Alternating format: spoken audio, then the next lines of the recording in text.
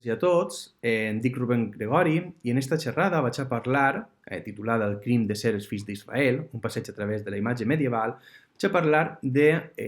la visió que tenia el món cristià del jueu, una minoria vivint a les seus dominis. Veurem que els jueus no solament estagueren ací a la península ibèrica sota el domini cristià, sinó també sota el domini musulmà, però la constitució de la seva imatge, que al cap i a la fi ajuda a crear i a mantenir un estereotip del jueu com a marginat, mantenir-lo en aquesta minoria.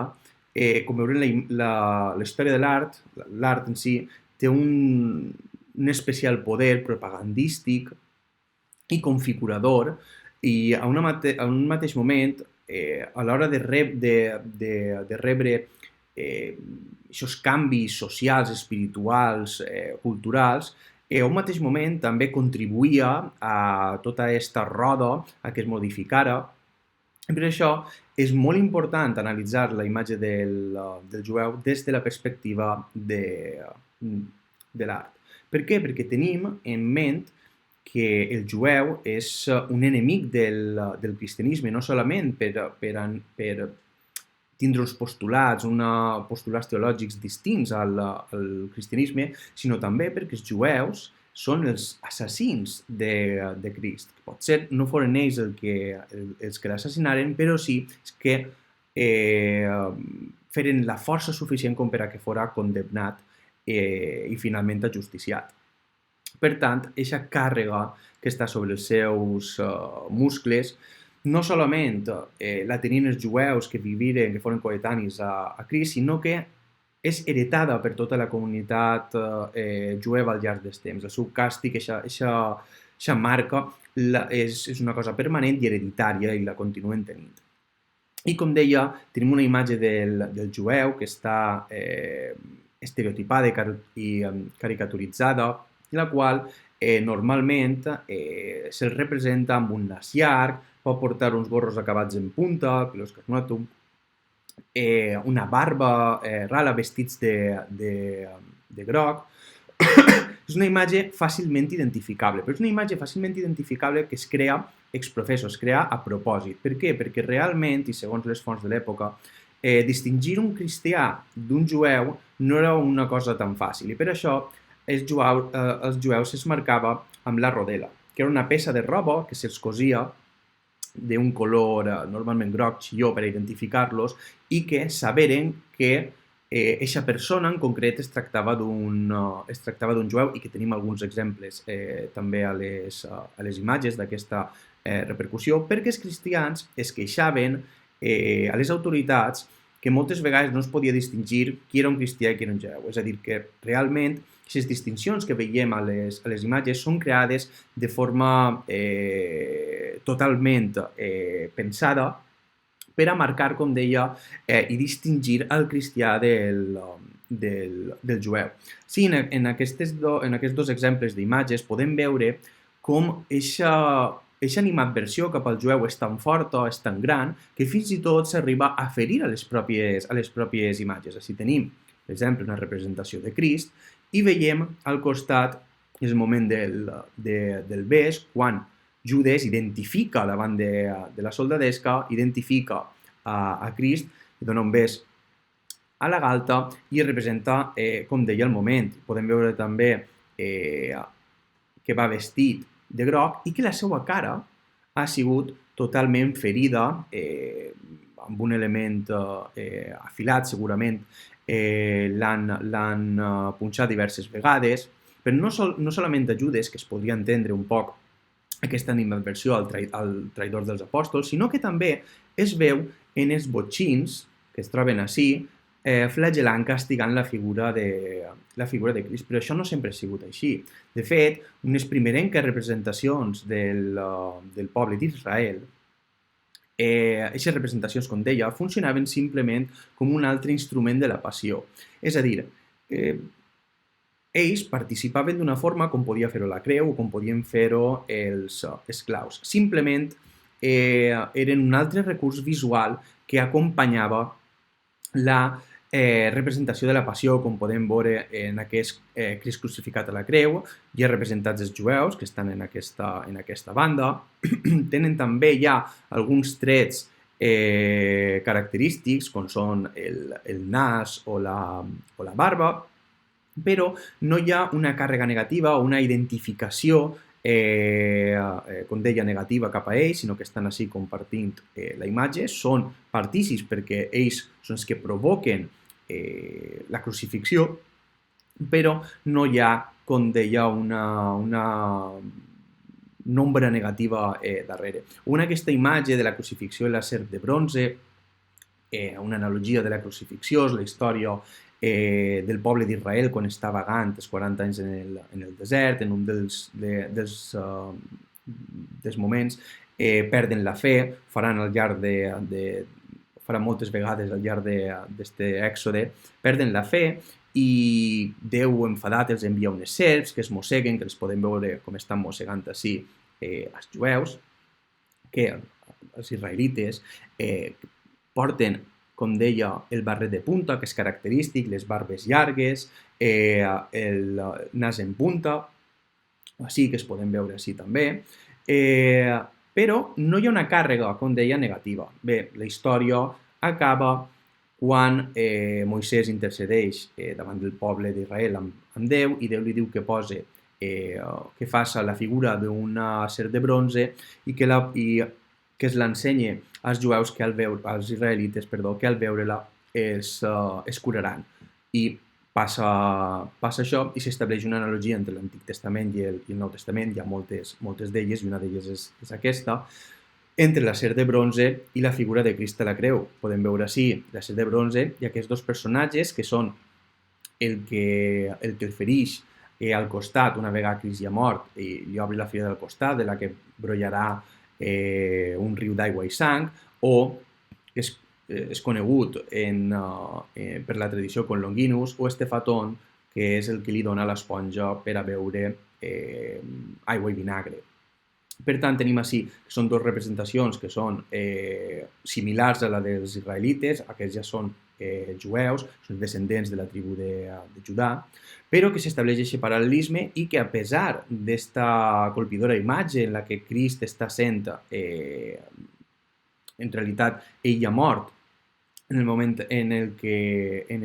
li claven la llança, però es pot veure que no hi ha una càrrega negativa. Això canviarà. L'antijudaïsme, als segles medievals, a poc anirà fent-se més gran. No ajudarà, per exemple, el cas com la croada dels pastors o la peste negra de 1348, que al final acabaran per sorgir una sèrie d'històries que calumniaven els jueus com a els creadors d'esta, per exemple, el cas de la peste negra, perquè negaven la divinitat de Crist i que Déu els havia castigat per això, o que ells havien enverinat les aigües i havien provocat aquestes malalties. Al final tot això acabarà per modificant no solament el pensament que es tenia cap a ells, les relacions que hi havia cap a ells, perquè hi ha que entendre que viviren durant molts anys i segles d'una forma amb tensions, però que es tolerava bastant bé. Tot això al final acabarà per modificar-se i ajudarà una sèrie d'històries que naixeran amb la voluntat precisament de marcar-los com a enemics de la fe, que serà la de la profanació de les hòsties, és a dir, de la Sagrada Forma. I serà el cas d'aquesta sèrie d'imatges, veiem en el retaule de Vallbona de les Monges, jueus atacant a la Sagrada Forma, és una sèrie d'històries que conten que els jueus que no creuen que en la Sagrada Forma es continga el cos de Crist, que és el dogma de la transubstanciació, molt important, el que fan és furtar, segons les versions, les furten o les canvien per... jueus tenien càrrecs com a prestamistes, les canvien a una cristiana per un dels béns que tenien ells, adquireixen qualsevol forma, adquireixen les sagrades formes i el que fan és sotmetre-la a una sèrie de tortures, que és com una mena de recrucificació, de tornar a atacar el cos de Crist, ja que entendre que aquestes sagrades formes, l'hòstia conté el cos de Crist realment, i el que fan és amb un punyal, amb una llança, o inclús arriben a bollir-les. Tenim altres exemples, aquest per exemple del retaule de Sigena, una vegada posen l'hòstia en la cassola per a bollir-la, al clavar-la, miraculosament l'hòstia es transforma en la figura del nen Jesús. Volen significar que, per supost, aquest tros de pa sagrat és realment el cos de Crist, i al treure el xiquet es converteix de nou en la sagrada forma. I així podem veure com està el prestamista jueu està rebent la sagrada forma a canvi d'un vestit d'una dona cristiana. Totes aquestes històries acaben, i a més, acaben amb la figura en la comunitat jueva comprova que la sagrada forma sangra, que està viva, que conté la divinitat, sol passar que o es castiguen a tots o castiguen solament a uns pocs, perquè la resta es converteix. Ahí està una de les claus d'aquestes imatges que si bé estan centrades en demostrar el poder de la transubstanciació, que efectivament la sagrada forma era el cos de Crist, els jueus tenen un paper un poc secundari en aquestes imatges, serveixen per a demostrar el poder, com deia, de la sagrada forma, però subjau també el missatge, no sols en aquesta sèrie de representacions, sinó també en la mateixa història, el mateix relat, de la conversió, que aquest és un dels aspectes fonamentals, i és que es pot convertir a la comunitat jueva, i de la mateixa forma que hi ha aquests exemples a les sagrades formes, també hi ha el mateix en els crucifix. Este seria el cas del retaule de la Passio Imaginis, és un dibuix inspirat en com seria el retaule que es trobava en la capilla de la Passio Imaginis, que estava a la catedral de València, i en aquest cas conta la història d'un Crist que està a Beirut, que és també atacat per la comunitat jueva, podem veure's així, inclús el barret en punta, com deia. La sang brolla, això els impacta i volen comprovar que la sang siga realment la de Crist, portant-li-la a un malalt que de seguida sana, i acaba, i aquest és el missatge, amb el baptisme. Acaba amb la conversió dels jueus. Per què és important això? Perquè el 1391, a tota la península ibèrica, ja l'antijudaïsme esclata i hi ha una sèrie d'atacs a les jueries de tota la península, tant de la corona de Castella com la d'Aragó, i els jueus són forçats a convertir-se. És a dir, o abandonar el judaïsme i abraçar el cristianisme, o a acceptar l'espasa i morir. Hi ha tota una sèrie com deia, d'imatges que naixen com a resposta a aquestes conversions. No seria el cas de la talla del Santíssim Crist del Salvador, perquè realment, si ves una obra del segle XIII, realment es vol vincular aquesta imatge a la de la història del Crist de Beirut, com si fora realment aquesta imatge que abandona Beirut i remunta el riu Túria fins que és salvat, és una imatge miraculosa, però que té una història darrere que parla de la conversió i de la malignitat dels jueus, o el cas d'aquestes imatges en les quals es pot veure com el jueu accepta les aigües del baptisme, està convertint-se. Són imatges molt, molt, molt, molt importants perquè parlen de la possibilitat del jueu d'abraçar el cristianisme i abandonar les seues pràctiques herètiques. No solament això, sinó que arran d'aquesta explosió de conversos, de nous cristians, apareix una sèrie d'imatges que intenten mostrar una visió integradora dels conversos a la societat cristiana, perquè els cristians vells, com així no són coneguts, no veien amb bons ulls l'arribada d'aquests antics jueus i es centren en la figura dels patriarques, d'aquests personatges bíblics de l'Antic Testament, que sí que reconeixen la figura de Crist com a fill de Déu. Seria el cas, per exemple, d'aquestes imatges basades que conten la història de la baixada de Crist als inferns i com demanen els propis patriarques demanen poder contemplar la seva imatge a la creu, el seu cos. Crist els ho concedeix, es pot veure així en aquestes dues representacions, i que estan basats en 3 textos de Sant Vicent Ferrer, una sèrie de sermons que parla d'aquest esdeveniment, i les Vita Christi de Francesc Eiximenis i Isabel de Villena. És a dir, que aquesta voluntat per mostrar que la conversió era possible i més que possible es troba no solament en el camp artístic, sinó també en el literari. I això és una part important i fonamental a l'hora d'estudiar la imatge del jueu al món medieval. Com deia, no solament trobem aquest exemple, sinó també que és de la disputa de Pere Nicolau, en el qual es pot veure com els jueus assisteixen a la crema de llibres herètics i com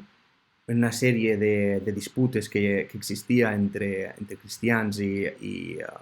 jueus, com tiren al foc la Bíblia, jueus pensant que es cremaria, i com la Bíblia s'eleva incòlumes, sense ningú tipus de marca, i això fa que els jueus tinguin actituds dispars davant d'aquest miracle. Aquest, per exemple, s'està agarrant les barbes perquè no accepta que això pugui ser cert, mentre que aquest d'ací té les mans en actitud d'oració perquè no solament veu el miracle i accepta el que està passant, sinó que es representa una conversió que a la fi és allò important i que subjau en moltes imatges que a simple vista pareix que no siga. Conflicte entre jueus i cristians i també el problema convers que s'acaba unint acaba amb l'expulsió de 1492 dels jueus de la península. S'emmascara dient que el problema convers era fort, que s'havia d'expulsar els jueus perquè no contaminaren aquests nous cristians i finalment s'opta per aquesta decisió i són, com deia, exiliats de les terres en les que havien estat tant ells com els seus avantpassats durant segles. Moltes gràcies.